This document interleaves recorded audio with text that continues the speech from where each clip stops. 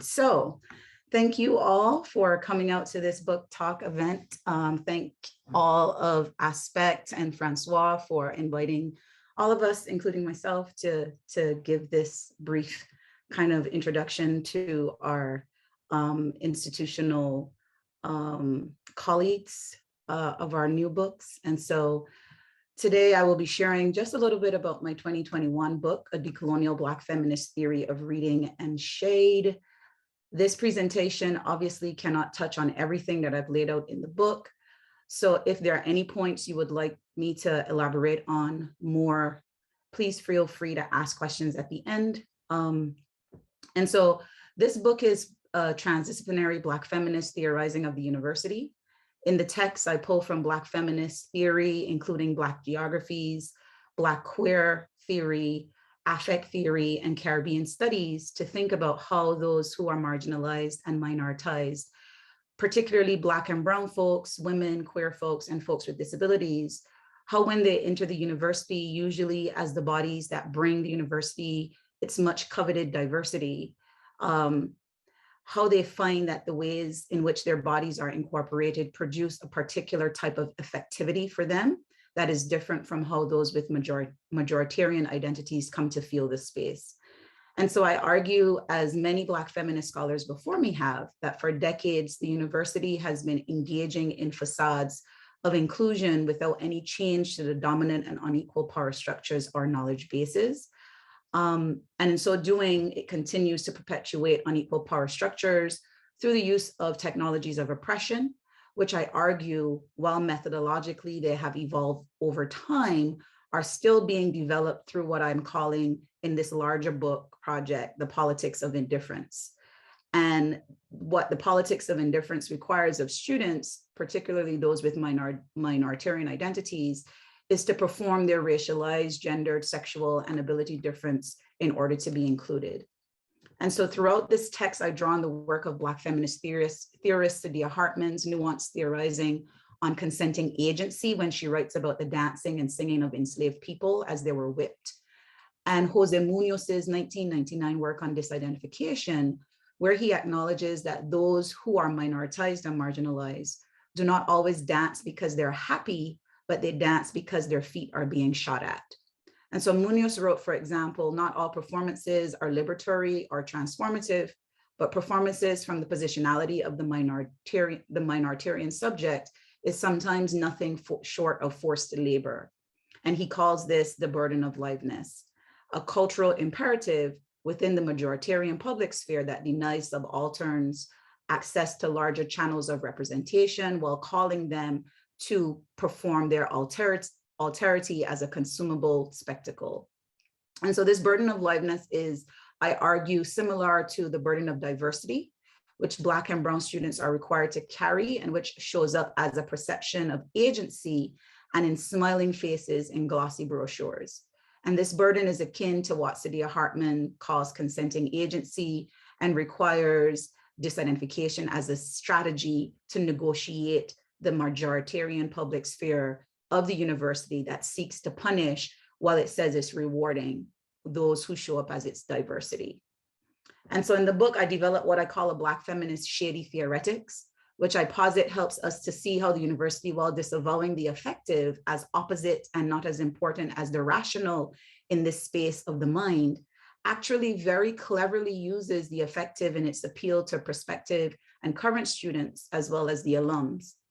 And so in order to develop this shady theoretics, I draw from the 1990 documentary film Paris is Burning, particularly the words of Dorian Corey, when they say shade comes from reading, reading came first, you get a smart crack in and everyone laughs and kikis because you found a flaw and exaggerated it, then you've got a good read going. Shade is, I don't tell you you're ugly, but I don't have to tell you because you know you're ugly, and that's shade. And the thing about shading is that reading must come first. And so Black feminist shady theoretics take seriously the fact that reading must come first when seeking to throw shade. By that, I mean, according to Ronaldo Walcott, engaging in reading practices that might disturb the safety of what we think we know and assert other and different kinds of responses, as well as, according to Tinsley, one that marks disruption to the violence of normative order, a reading practice that accounts for the complex lived realities of Black and Brown folks beyond institutional readings, making it very, very clear that most official historical and archival accounts of Black and Brown people and folks who are part of the minoritarian, with minoritarian identities are in fact misreadings. And so in the book, I used two examples from my research that I've been conducting since 2015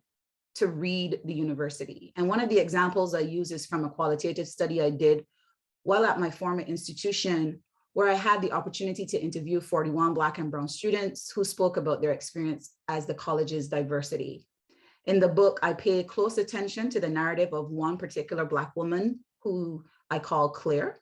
This is a Black feminist methodological technique known as annotation and redaction, where Black feminists pay attention to the story of one person, looking and listening and reading their situation as a means of taking care, that is, according to Christina Sharp, looking for more than the violence, but rather for what might open this image out into a life, however precarious.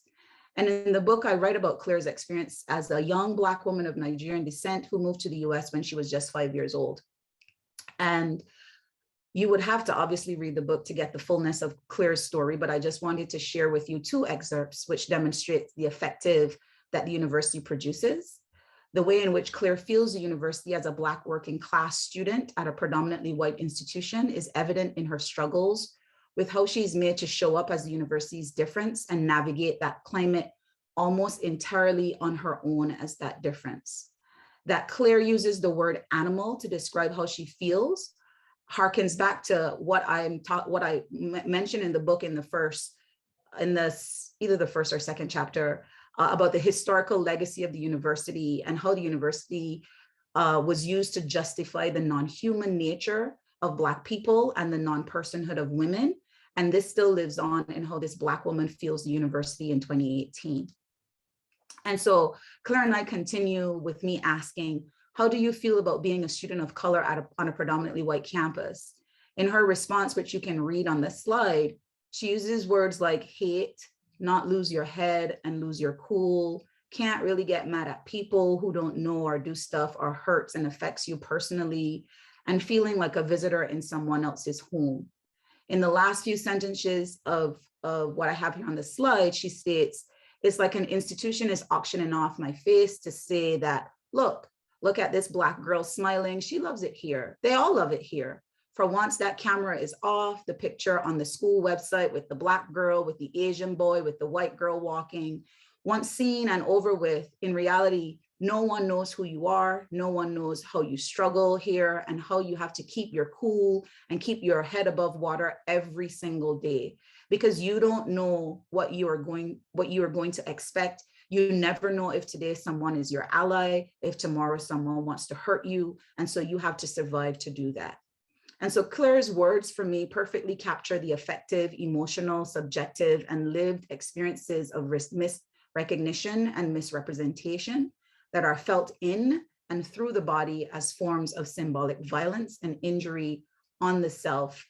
What we learn from Claire's single story reveals, as Hartman puts it, more about the horrors of the institution than did volumes of philosophy, the politics, and the performance when dissolution and redress collude with one another and terror is yoked to enjoyment. And so Claire's comments also demonstrate how diversity can be seen, as in Hartman's words, as a repressive problematic of consensual and voluntarist agency that reinforces and romanticizes social hierarchy, where, like the master-slave relationship Hartman writes about in Scenes of Subjection, about the marginalized and writes about that the marginalized and minoritized student and the academy are seen as, if not peacefully coexisting, as at the very least, enjoying a relationship of paternalistic dependency and reciprocity. So I argue in the book that while the whip is no longer the technology used to oppress, the indifference behind its use continues on and is manifested in our current iteration of the afterlives of slavery, in diversity and inclusion, where the singing, dancing, enslaved body has been replaced by the student as the happy symbol of diversity. The student is represented as having agency insofar as, according to M. Jackie Alexander, what is consented to is a state of subjugation, and the notion of the autonomous self endowed with free will is inadequate and, more important, inappropriate by emphasizing complementarity, reciprocity, and shared values. This hegemonic or consensual model neutralizes the dilemma of the object status and the pain subject and obscures violence. And so this Black feminist, according to Black feminist Catherine McKittrick, is part and parcel of a plantation logic characteristic of, but not identical to, slavery, which emerges in the present, both ideologically and materially. And so I argue that a Black feminist shady theoretics is about the how of politics, such that it envisions the political value of shade as liberatory, in contrast to the politics of diversity, which is a politics of shame, which the university used to whip people into shape. Shade, in my book, is a good read, while shame is a misread. And getting a good read of the university means being able to read the body-mind duality invented by the academy to justify its racist, sexist, and ableist underpinnings. It is to expose the affective and how the curation of the university as a place of knowledge and not of feelings is false. Yet for me, the real potential of shading is not only to hold up a mirror to the university, letting them know that we know that they're ugly, but to then explore places, spaces, times, and things, the whatever else and elsewhere options beyond and other than the university. A Black feminist shady theoretics holds within it what Munoz refers to as world-making possibilities. And so the text that I use to talk about in the book, when I talk about elsewhere and whatever, I'm using the brilliant work of Caribbean scholars Ronaldo Walcott and Carol Boyce Davies on elsewhere and whatever to think about a beyond of the university. And so Walcott writes about whatever of Black studies that refuses the regulating and restricting confines of the nation thing discourse. And when we think of the university as implicated in and propping up the nation thing, whatever is as a concept is expansive, leaving open all kinds of possibilities, all types of explorations, all types of ways of being otherwise. Carol Boyce Davies writes of elsewhere similarly in her book, Black Women, Writing and Identity, Migrations of the Subject, where she points out that Black women's writing exists more in the realm of the elsewhere of diasporic imaginings than the precisely locatable. And as I think about the elsewhere and whatever, I engage with Catherine McKittrick's work in Demonic Grounds on Black geographies, where she writes about Black geographies as unmapped knowledges, which exposes the limitations of transparent space to speak back to colonialist grounded geographies. By way of example of Harriet Jacobs, Linda Brent, McKittrick writes about these geographies as the last place they, white colonialists, thought of. McKittrick implores Black feminists to think about and acknowledge the where of race and Black feminisms, insisting on Black feminist politics as a location, which exposes how speaking from and moving from that place has the potential to disrupt academic meta-narratives, and a place from where we can begin to locate and make demands of all sorts of political positions and connections without distorting the theoretical possibilities and material realities of spaces unheard, silenced, and erased. Thinking about Black feminisms in terms of a space where we can move from and to, means that in the transparent space of the academy, we can think of the geography of Black feminisms as an elsewhere within the academy, or about its ability to get us to an elsewhere place beyond. And so I close with elsewhere and whatever I argue is both a physical, cultural, ancestral, imaginative, theoretical, and affective space. Inhabiting the elsewhere of Black feminisms means, quoting Imani Perry, being attentive to feel the resonances, answers, the utterances, listen closely and experience that as a doing, as diachronic poiesis of living in politics that is ever changing, uncertain, and vexed, but that also we hope will bring us closer to freeing us all. The elsewhere then is a place of possibility and creativity. It is resomorphic, a piece of the way, diasporic, blues terrain, and spiritual. Building upon Glissant's Poetics of Landscape, Catherine McKittrick writes that they contain theories, poems, historical narratives that disclose Black women's spaces and places. I posit then that the Black feminist elsewhere holds out the possibility of the whatever that refuses the regulating and restricting confines of the university. It is how we can feel otherwise. Thank you.